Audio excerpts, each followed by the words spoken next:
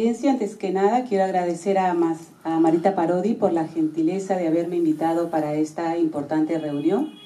Y bueno, a ustedes también por su presencia y por poder escucharme en esta breve presentación que vamos a hacer sobre un tema sumamente importante para los pacientes que padecen esclerosis lateral amiotrófica. Siguiente, por favor. Bien, como sabemos, la esclerosis lateral es una enfermedad degenerativa que altera la primera y segunda motoneurona y esto a su vez lleva al paciente a tener una progresiva debilidad de su músculo que finalmente termina en parálisis. Esta parálisis a nivel del tracto digestivo produce dificultad para la deglución, es decir, lo que nosotros los médicos denominamos disfagia. Así también, como hay debilidad en el músculo a nivel del colon, el paciente es muy frecuente que presente estreñimiento. Y por último, esto conlleva obviamente a la pérdida de peso del paciente. Este peso es sumamente importante porque representa un factor, estadísticamente hablando, un factor de pronóstico independiente para definir la supervivencia del paciente. Entonces, cuando un paciente con ELA va bajando de peso, eso sí debe preocuparnos y llamarnos mucho la atención, porque va a afectar definitivamente su calidad de vida y el pronóstico de vida. Siguiente. Bien, cuando un paciente con ELA está bien alimentado, tiene un buen estado nutricional, esto hace que el paciente, a pesar de su diagnóstico, se sienta muy bien, con más energía, tiene un mejor estado general y obviamente tiene una mejor resistencia ante cualquier infección. Cuando sucede lo contrario, el paciente no solamente pierde peso, sino también pierde masa muscular, que es lo más importante. Se deteriora significativamente su función cardíaca y respiratoria. Este es el peso, como ustedes pueden ver, es un factor muy fácil de medir y lo puede hacer el mismo paciente o los familiares que lo asisten. En caso contrario, rara vez, pero también cuando hay exceso de peso en los pacientes, el paciente no debe adelgazar en forma, digamos, propia, autónoma, sino siempre tiene que hacerlo bajo el asesoramiento nutricional. ¿Por qué? Porque cuando el paciente va a comenzar, de acuerdo a su criterio, a bajar de peso, es altamente probable que baje más masa muscular. Siguiente, por favor. Bien, entonces habíamos dicho que estos pacientes básicamente tienen dificultad para deglutir, no solamente para pasar alimentos sólidos, sino también para pasar líquidos. Tienen un cansancio al masticar la comida porque todos los músculos de la deglución están involucrados, se cansan. Esto hace que no haya una adecuada digestión. Recordemos que la masticación es el primer paso de la deglución, del proceso de la deglución. Entonces, al no triturarse adecuadamente los alimentos, estos pasan a través del esófago y luego el estómago, que también es un músculo y cuya única función es, como si fuese una amasadora, triturar los alimentos. El estómago ya no tiene dientes, obviamente, y la digestión se va volviendo cada vez más engorrosa. E incluso los pacientes con ELA tienen dificultad para deglutir incluso hasta su propia saliva. Y se pueden, con toda esta sintomatología, pueden entrar en alguna situación de ahogo, dificultad respiratoria, que puede conllevar a neumonías de tipo aspirativa principalmente. Entonces, ¿qué hacer ante esa consulta y esa sintomatología altamente frecuente en nuestro paciente con ELA? En ese contexto, inmediatamente se tiene que consultar a un especialista. En este caso, el primer especialista es el nutriólogo, la nutricionista, quien le indicará algún alimento, usualmente alimentos altamente proteicos para subir su masa muscular, usualmente blandos, en papillas. Ahora, si esto ya no es suficiente, el nutricionista derivará a su paciente donde un médico especialista, en este caso gastroenterología, para indicar algunas otras posibilidades de tratamiento. Siguiente. Bien, básicamente recordar que la evaluación nutricional aquí es cardinal en este tipo de pacientes y debe hacerse un seguimiento muy cercano de estos pacientes, idealmente cada 3 meses. Y es aquí donde el médico o el nutricionista darán las pautas y harán también el reconocimiento muy precoz si es que el paciente comienza a presentar alguna de estas dificultades que hemos conversado. Siguiente. Bien, entonces, no obstante, a pesar de todas esas indicaciones del nutricionista, las papillas, incluso hay una forma en que se debe de enseñar al paciente cómo masticar y todos los especialistas que rodean a este paciente, a veces, a pesar de todos los esfuerzos, no se consigue el objetivo que se busca y el paciente pues comienza a bajar efectivamente de peso. Su estado nutricional no es bueno, entonces es allí donde se recomienda una nutrición por sonda. Y este es básicamente nuestro tema. Ahora, ¿qué se quiere con la nutrición con sonda? Básicamente, evitar la pérdida de peso progresiva, la deshidratación, y con eso evitar que el paciente se sienta mal, que su calidad de vida deteriore. Este tipo de alimentación se reconoce como, los médicos lo llamamos nutrición parenteral, y dentro de todos los tipos de nutrición parenteral, la alimentación que está altamente indicada en los pacientes con ELA es la gastrostomía endoscópica percutánea, que en realidad es un método muy sencillo. Muchos se asustan, tienen miedo a este procedimiento, pero es técnicamente muy sencillo cuando el paciente sigue, obviamente, las normas que están instauradas en forma protocolar de modo internacional. Siguiente. Bien, entonces, vamos a hablar. ¿Qué es una sonda de gastrostomía percutánea? Que para evitar el nombre tan largo le vamos a llamar de ahora en adelante PEG. Bien, el PEG, como lo ven ahí en las gráficas, consiste en la apertura, una cosa muy sencilla, en la apertura de un orificio a nivel de la pared anterior del abdomen, por encima del ombligo, en donde se pasa una pequeña sondita para poder a través de ella alimentar a nuestro paciente. Parece aquí muy sencillo. Aquí está el estómago, aquí esto blanco, en blanco es la pared del abdomen, el músculo, y por aquí pasa la sonda. Ahora, esto no se hace por forma externa, no de afuera hacia adentro, ahí mismo, no, sino se realiza a través de una endoscopía. Muchos de ustedes posiblemente han tenido la experiencia personal o de algún familiar que se le ha hecho alguna endoscopía. Es exactamente de la misma manera. Es un método, si bien es cierto, invasivo, pero es altamente seguro, sencillo, no es doloroso para el paciente y tiene complicaciones, si bien es cierto, mínimas, pero totalmente controladas. Bien, entonces, aquí he puesto incluso muchos de los estudios actuales que son clinical trials, o sea, estudios mundialmente aceptados en los cuales actualmente, esto no es lo que dice la doctora Burto o que lo hace en forma particular, no, esto es lo que mundialmente se hace y está aprobado, y en donde la PEG está reconocida como la técnica de elección, la primera de elección para conseguir una nutrición adecuada en el paciente con ELA, siendo un procedimiento efectivo y seguro en comparación a las sondas nasogástricas, que a veces para nosotros puede ser más fácil alimentar al paciente, pero no, vamos a ver más adelante que trae más complicaciones incluso. Y además, a través de múltiples estudios se ha visto que el uso precoz de la sonda mejora la supervivencia y la calidad de vida de los pacientes con ELA. Siguiente. Bien, hay muchos mitos sobre el uso de la sonda de gastrostomía. Aquí vamos a hablar sobre alguno de ellos y a quitar esas ideas un poco equivocadas que muchas personas posiblemente tienen sobre la sonda.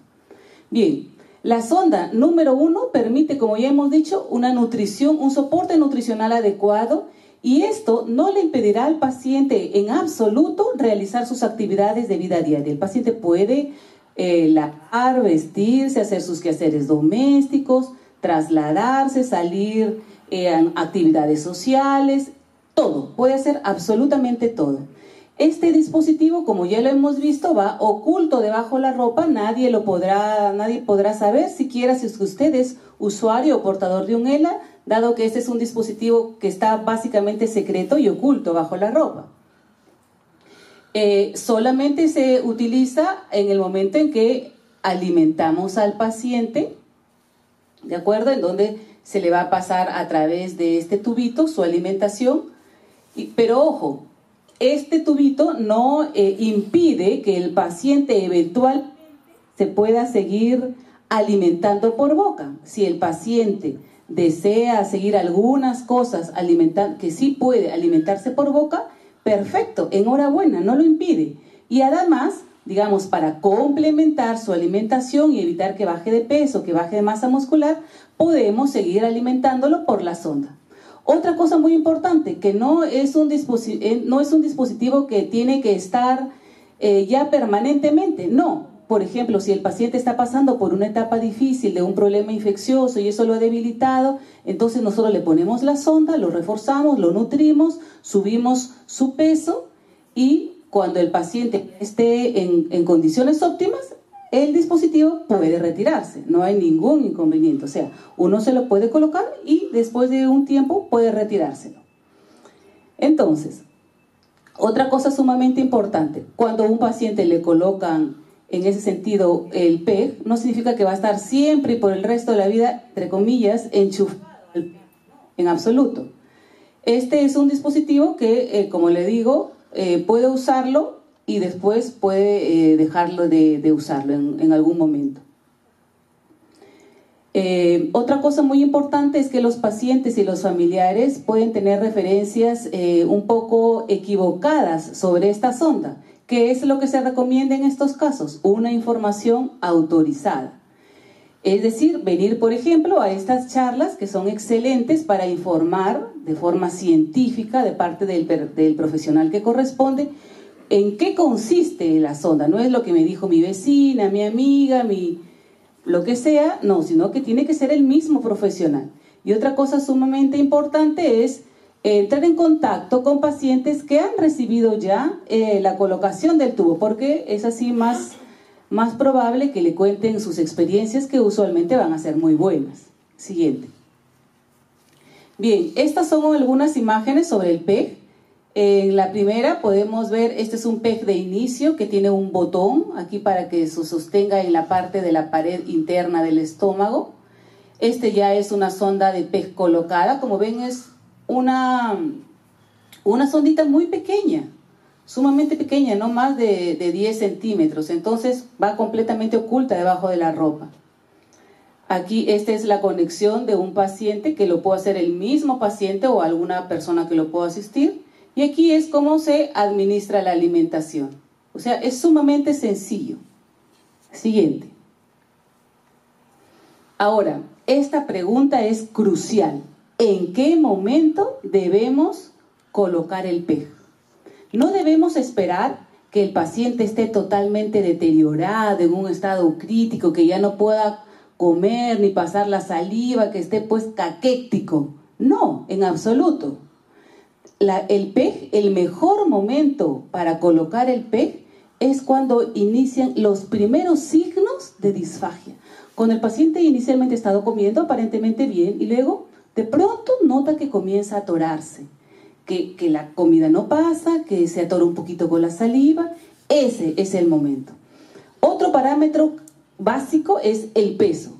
Si comenzamos a ver que el peso de nuestro paciente comienza a bajar más del 5% del basal, entonces también ese es el momento apropiado para colocar la sonda de gastrostomía. Y es por eso que se dice que la mayoría de familiares y pacientes tardan mucho. Eso sí es cierto, tardan mucho y están que divagan, será, no será, consulta a un médico, otro médico, uno le dice sí, otro le dice no.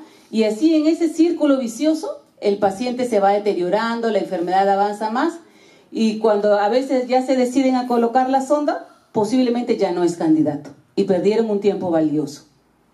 Entonces, el tiempo ideal, ojo, el tiempo ideal para la realización del procedimiento se encuentra en el punto de equilibrio entre los beneficios de la técnica y los riesgos mínimos de la realización de la técnica en sí. Es decir, de aquí le vamos a presentar un fluxograma en donde tenemos algunos parámetros sobre capacidad vital funcional, el peso y la disfagia. Estos tres parámetros se evalúan y con eso el médico decide si el paciente tiene bajo riesgo para colocar el PEG, que ese es el punto ideal, ¿Tiene un riesgo moderado o tiene un riesgo alto? Ahora, ojo, el que tenga un riesgo alto tampoco impide, solamente que el paciente y los familiares deben ser bien conscientes de este riesgo, que es un riesgo adicional, pero que es un riesgo que el paciente y los familiares asumen, el médico asume y se hace el mejor procedimiento.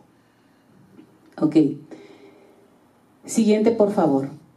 Bien, este es el fluxograma que les comentaba. Entonces, tenemos aquí un paciente con diagnóstico de ELA.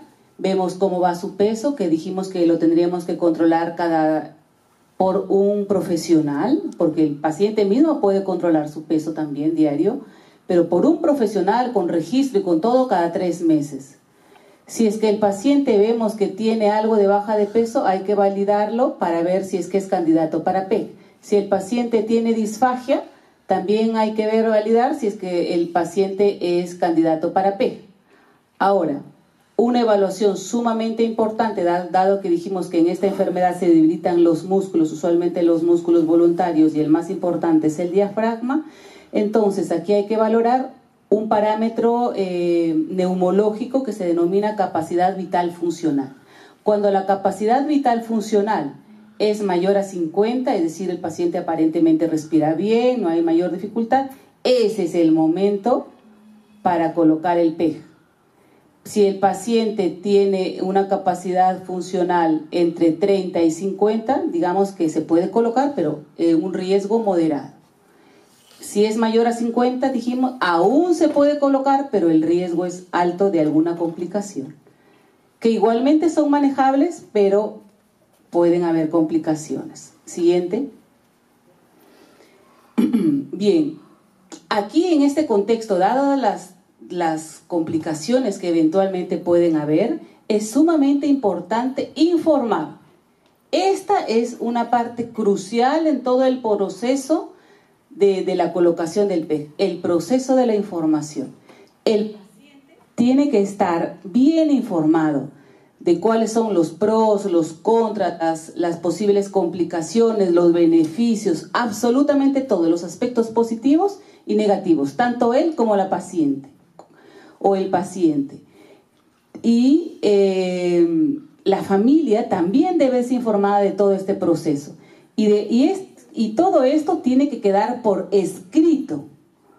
Tiene que quedar por escrito en la historia clínica del paciente, en donde se informe que se le indicó al paciente la probabilidad de colocar un PEG. Que el paciente lo acepte o lo rechace, esto ya es, digamos, criterio de cada paciente.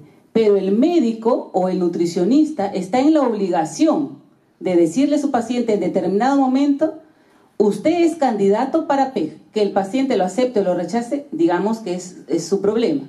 Pero el médico tiene que decirlo. Y después que se lo dice y el paciente acepta, es donde se deriva al médico especialista. En este caso se deriva al médico gastroenterólogo. Y también el médico gastroenterólogo tiene que explicar al paciente y a los familiares todos los detalles específicos sobre la técnica, las dudas sobre cada paso del procedimiento, y todo este proceso termina en lo que se denomina firma del consentimiento informado. El consentimiento informado es un documento médico legal en donde el paciente acepta colocarse esta sonda, aún con las implicancias que esto puede ocasionar. Siguiente. Bien, como todo procedimiento médico, este examen debe ser hecho. Muchas gracias. Este examen debe ser realizado con todas las medidas de seguridad para el paciente. Previamente, obviamente, debemos tomar algunos exámenes, una radiografía de tórax, un electrocardiograma, algunos exámenes bioquímicos, pruebas de coagulación, ver que todo ello esté perfecto, y luego el paciente es candidato para este procedimiento. Tiene que verlo, obviamente, el médico anestesiólogo, que va a brindar el soporte, y también, de preferencia, el neumólogo y el cardiólogo. Algunas indicaciones importantes previos a la colocación del PEG es que si, por ejemplo, el paciente toma algún tipo de anticoagulante como la aspirina, debe ser suspendido este medicamento una semana antes. Y indicar al paciente que previo al procedimiento obviamente tiene que haber un ayuno mínimo de 8 horas. Siguiente. Bien, ya en el procedimiento mismo, estos son algunos detalles. Estando ya el paciente en una sala de endoscopía, se debe canalizar una vía periférica, es por allí por donde se van a pasar su hidratación, los alimentos, porque después de la colocación del PEG, el paciente va a estar en ayuno 24 horas, solo alimentándose por la sonda, la vía endovenosa. Por aquí se le van a pasar los alimentos, por aquí se va a pasar la hidratación, por aquí se van a pasar los antibióticos. ¿De acuerdo? Es importante también que previo al procedimiento se haga una limpieza de la cavidad oral de forma muy meticulosa, porque a veces se arrastran los gérmenes hacia el intestino, hacia el estómago. Siempre se le coloca al paciente, a veces es importante decirlo porque se asustan, se le coloca una sonda nasal para administrarle oxígeno y además se le coloca un pulso oxímetro para controlar su saturación sanguínea y su frecuencia cardíaca. Siguiente. Bien, este es un video que es muy corto, toma unos 3 minutos, que vamos a ver sobre cómo es que se coloca propiamente la sonda de PEG, para que no tengan miedo y se animen en forma temprana, en forma precoz, a colocar esta sonda que hemos mencionado, que va a brindar muchos beneficios, va a mejorar la calidad de vida del paciente, va a nutrirlo más, va a mejorar su expectativa de vida y, lo más importante, que no va a alterar para nada sus actividades sociales, va a poder hacer todas sus cosas como siempre lo ha hecho. ¿Lo avanzamos un poquito, por favor? Ahí.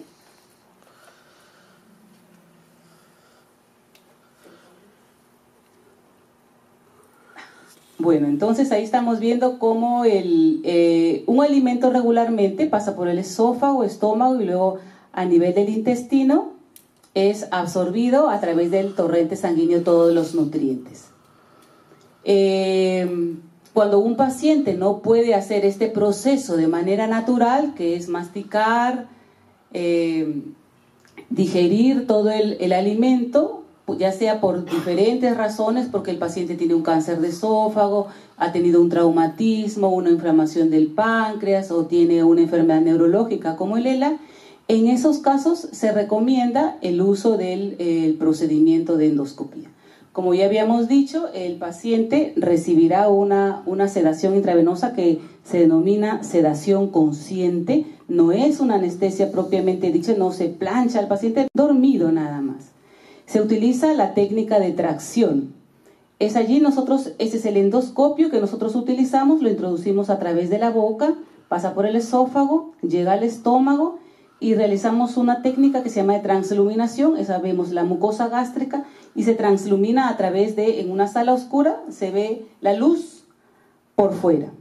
Entonces, otro médico, porque son 2 médicos los que hacen el procedimiento, a través de un catéter, una aguja, ingresa y a través de este catéter que se ha introducido, lo introduce dentro de un asa. Todo esto se da dentro del estómago. Lo podemos ver a través de una pantalla del computador dentro de una endoscopía. Entonces, por dentro de ese catéter que introducimos, jalamos una pitita.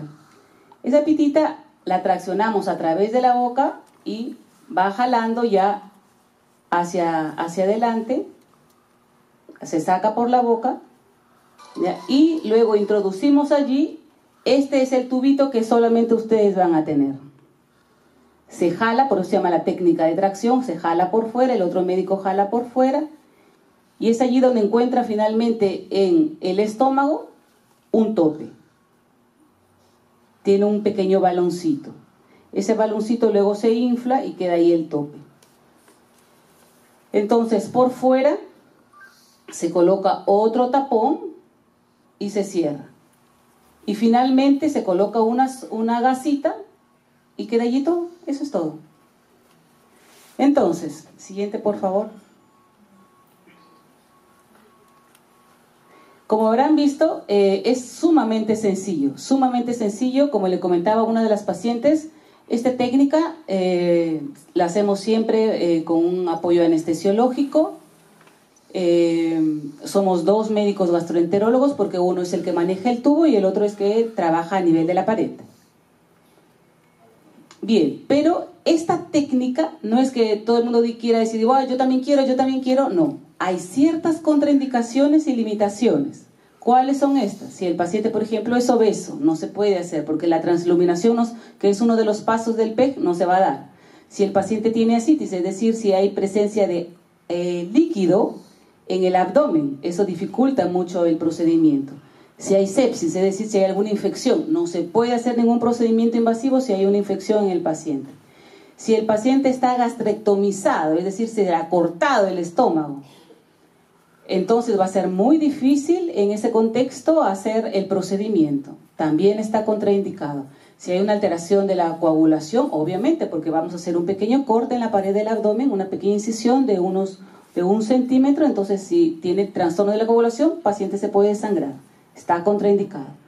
Si por algún motivo A o B no puede ser candidato para hacerse la endoscopía, lamentablemente no se le puede hacer el procedimiento de PEG. Si hay una hepatomegalia, un megacolon, es decir, un colon muy grande, tampoco, o si hay antecedentes de cirugía abdominal, tendría que verse qué cirugía específicamente para ver si valorar el riesgo, si es que se puede o no se puede. Siguiente. Bien, entonces, como habrán visto, es en realidad una técnica sumamente sencilla y que da muchos beneficios en razón a lo que muchas veces la mayoría de pacientes usa, que es la clásica sonda nasogástrica. La sonda nasogástrica le produce mayores episodios, por ejemplo, de aspiración y reflujo a los pacientes. En cambio, el PEG no. La sonda nasogástrica produce en el paciente lesiones a nivel de las fosas nasales, del mismo esófago, de los senos paranasales. El PEG no tiene esta complicación. Y por último, el tener acá un tubito externo que todo el mundo lo ve, eso sí es un impacto mayor a nivel de impacto social, psicológico en el paciente. En cambio, el PEG está cubierto con la ropa y no hay ningún inconveniente. Entonces, con esto hemos dicho muchas de las ventajas del PEG. Siguiente. Bien, existen algunos cuidados, esto lo vamos a pasar un poquito más rápido porque es ya básicamente de control médico o de enfermería, pero sí es importante que ustedes lo sepan, que el médico después de haber colocado un PEG hace una evaluación muy cercana del paciente. Estos pacientes usualmente requieren quedarse un día hospitalizados para ver que no haya ningún inconveniente. Se les controla funciones vitales, si no hay problema de ilio, paralítico, sus ruidos hidroaéreos, que no haya dolor, que no haya ningún signo de inflamación o de infección. Y con eso se evita cualquier tipo de complicación futura. Siguiente. Específicamente hay que tener unos cuidados sobre el estoma. El estoma es el huequito, en otras palabras, que se hace a nivel de la pared del abdomen. Hay que verificarlo, que este estoma no esté enrojecida la piel. Los cuidados y limpieza deben ser a diario, simplemente con agua.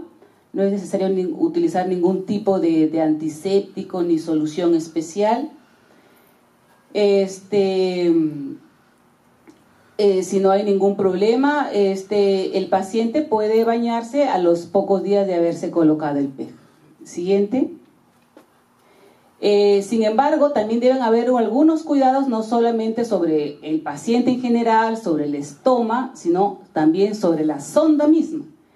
Es decir, que hay que limpiar la sonda. Esto es un trabajo básicamente de enfermería. Hay enfermeras dedicadas a este tipo de trabajo y que lo pueden hacer muy bien, obviamente después de que el médico le ha dado algunas indicaciones precisas.